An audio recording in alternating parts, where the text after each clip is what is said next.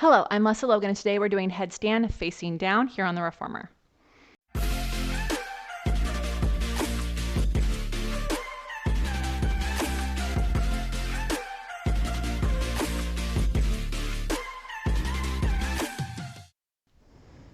So if you're checking out the online Pilatesclasses.com flashcard deck, you're going to see a ton of super advanced exercises. First, I should say, and I probably should have said this on other ones, just Pilates didn't actually have any levels or any orders. So you just had your order. It was ready for your body, and he would add in as you're ready, right? So just know that I label them as super advanced just so, because a lot of people do, but also I really want to make sure as people are looking at those cards, you're like, these are like way over here and they're really, really fun to do, but they're not necessarily necessary for your entire life. So not everyone's going to get there, but if you do get there, then do get there, right? So like, don't limit yourself. And I didn't want to hold anybody back, because sometimes even if you're like, you're starting Pilates at 68 and you're like, I'm never going to do that. Just so you know, knowing what you're working towards is also makes it really fun to work on the foundational exercises. So I just don't want you to like limit yourself. I want you to know that there's always another level you could be going towards. And that makes this practice really fun to have something to work towards, I think. So this one has 2 springs.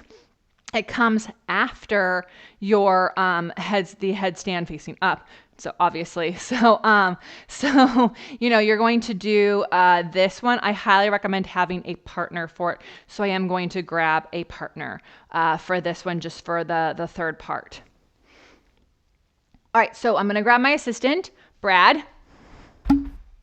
Okay, when you do this exercise, at least for the first many times, I want you to make sure there's somebody nearby for the third part of the headstand, because it's an actual headstand and I don't want you to fall. So you want to have somebody that's there when you do it. So I'll do the first part of it and then I'll show you the last part. So 2 springs or 1 spring. You can be geared out, but I'm not doing that. I'm staying geared in, and I'm going to do it on 1 just because I'm talking you through it, but it is done on 2, and that will feel a bit more supportive. So your hands come here on your shoulder rests.